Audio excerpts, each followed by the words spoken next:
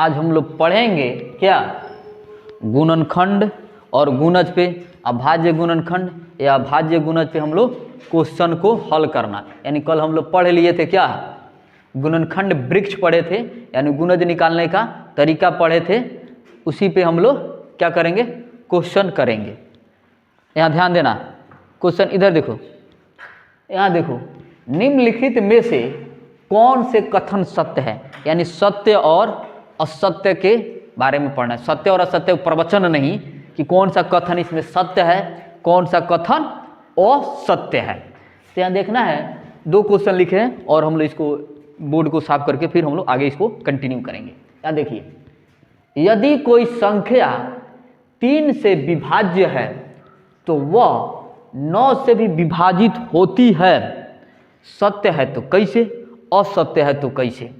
यानी 9 से विभाजित, यानी विभाजिता का नियम का उपयोग हम लोग यहाँ करके क्वेश्चन को सॉल्व करेंगे। एग्जाम में तगड़ा पूछता है, इस टाइप का ध्यान रखना है।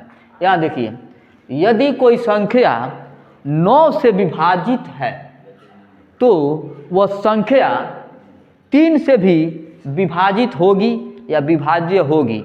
यदि होगी तो हाँ, तो कैसे, नहीं होगी तो नहीं, कैसे, इसको देखना है। अब यहाँ देखिए भाई, ये पूछ रहा है यदि कोई संख्या 3 से विभाजित है, हाँ बोलो बोलो, अच्छा इसको मिटा देंगे, टेंशन मत लीजिए साहब।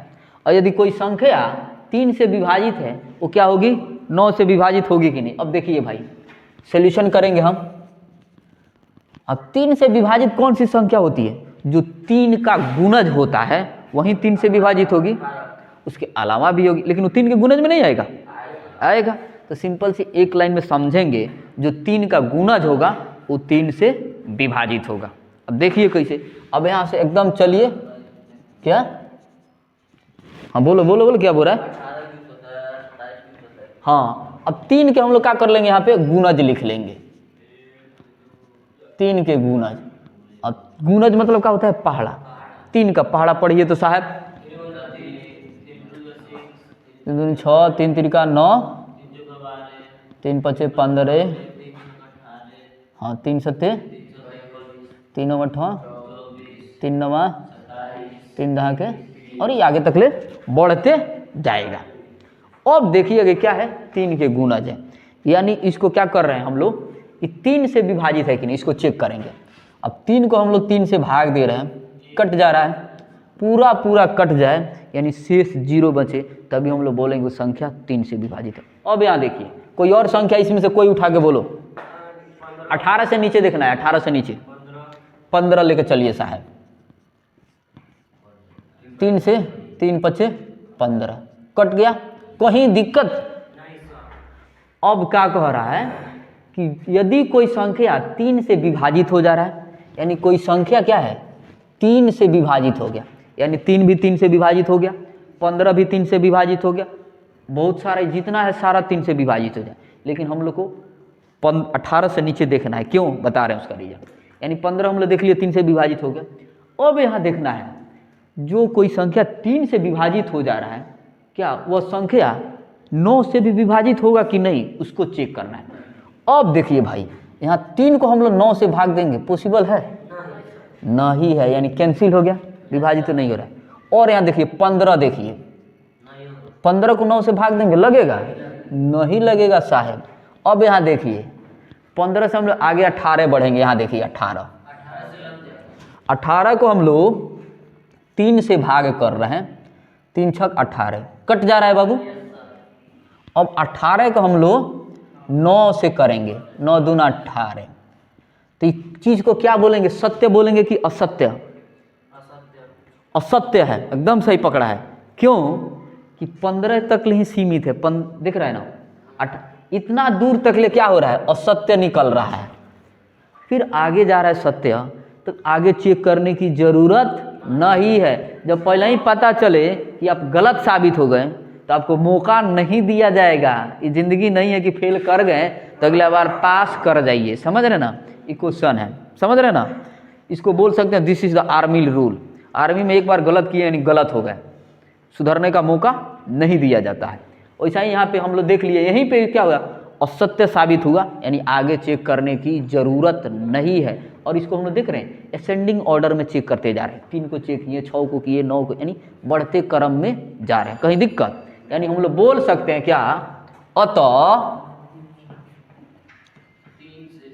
कथन असत्य है, असत्य है। कहीं दिक्कत। अब देखिए बाबू, अगला क्वेश्चन हम लोग करेंगे।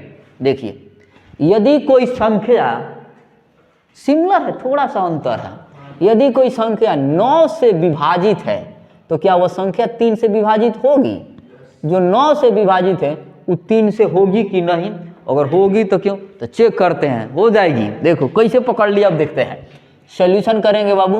अब हम लोग क्या करेंगे, 9 का गुणज लिखेंगे, ठीक ना। 9 का पहाड़ा पढ़िए तो साहब। 9 9 दूनी 18, 9 तिरका 27, 9 चौका 36, 9 पचे 45, 9 छक 54, 9 सत्ते 63, 9 आठे 72, 9 नवा 81, 9 दहा के 10। बहुत बढ़िया साहब, आप तो दिल जीत लिए। 9 दहा के 10, 9 दहा के 10, हाँ 90, 9 दहा के 90। अब यहाँ देखिए साहब, हम लोग क्या किए, 9 का गुणज लिखे। अब हम लोग चेक करेंगे कि 9 से विभाजित है कि नहीं। कोई एक अंक उठा लेते हैं, जैसे 9 को ही चेक करते हैं। 9 को 9 से डिवाइड करेंगे, 9 1 जा 9, कट गया। और कोई अंक उठा लो बाबू अपने से, जैसे मान लो 27 ले लिया जाए, 9 तिरका 27, कट गया बाबू। अब क्या जो अंक 9 से विभाजित हो जा रहा है, इसी अंक को 3 से चेक करेंगे विभाजित है कि नहीं। अब यहाँ देखिए, 9 को हम लोग 3 से विभाजित कर रहे हैं, 3 तिरका 9, कट गया। 27 को हम लोग कर रहे हैं बाबू, 3 9 27, ठीक है, यानी कट जा रहा है। कहीं दिक्कत, यानी हम बोल सकते हैं जो संख्या 9 से विभाजित हो रही है वो हर हालत में 3 से विभाजित है। जानते हो क्यों? जो 9 का गुणनखंड है 3, 9 के जब उसका गुणनखंड करेंगे, 9 किससे किससे विभाजित होगा, तो उसमें सबसे पहले 1 तो आएगा नहीं, 2 नहीं आएगा, कौन आएगा? 3 आएगा, फिर 9 आएगा। इसलिए हम लोग बोल सकते हैं क्या, जो संख्या 9 से विभाजित है वो हर हालत में 3 से विभाजित होगी। यानी हम क्या बोल सकते हैं, अतः कथन सत्य है। कहीं दिक्कत है यहाँ तक? हाँ, जो हम छोटा से बड़ा में करते हैं वो असत्य है। हाँ, इसके लिए एक आप ट्रिक कैसे कर सकते हैं। जो बड़ा संख्या से विभाजित हो रहा है, अब पूछा जा रहा है उसी का जो गुणनखंड है छोटा अंक, जैसे यहाँ पे 9 बड़ा हो गया और उसका गुणनखंड 3 है छोटा, यानी जब ऊपर देखेंगे बड़ा तो छोटा से होगा कि नहीं, तो याद करो हाँ हो जाएगा।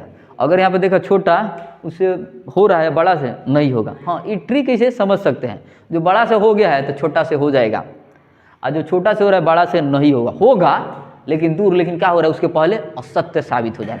अब ये पूछे कितने टर्म बाद होगा, तो 1 टर्म 2 टर्म 3 टर्म 4 टर्म 5 छठा टर्म में होगा, तो ये ऐसा नहीं पूछता है। पूछता है कौन सा असत्य है कौन सा सत्य। यहाँ कहीं दिक्कत, जल्दी इसको छापिए लो, फिर हम लोग इसी में आगे कंटिन्यू कुछ और क्वेश्चन को सॉल्व करेंगे। यहाँ देखिएगा एक और क्वेश्चन है सी नंबर, इसमें हम लोग EFGH तक ले करेंगे, एकदम दबा दबा के करना है क्वेश्चन। एक संख्या 18 से भी विभाजित होती है यदि वह 3 और 6 दोनों से विभाजित है या विभाज्य है, ठीक ना। विभाजित है या विभाज्य, ये क्वेश्चन सत्य है या असत्य है।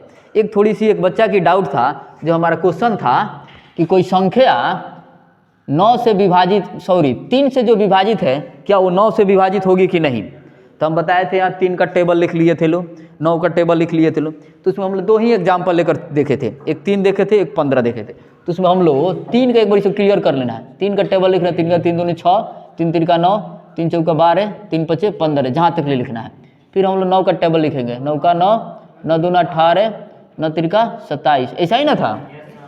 ऐसा नहीं था, देखो ऐसा नहीं था। यानी जो 3 का हम लोग गुणज लिख लेंगे, इसको चेक करेंगे 3 से विभाजित है कि नहीं। इसको किए 3 से लग जा रहा था, ठीक ना, 6 में किए 3 से लग जा रहा था, फिर हम लोग 9 से करते 3 से लग जाता।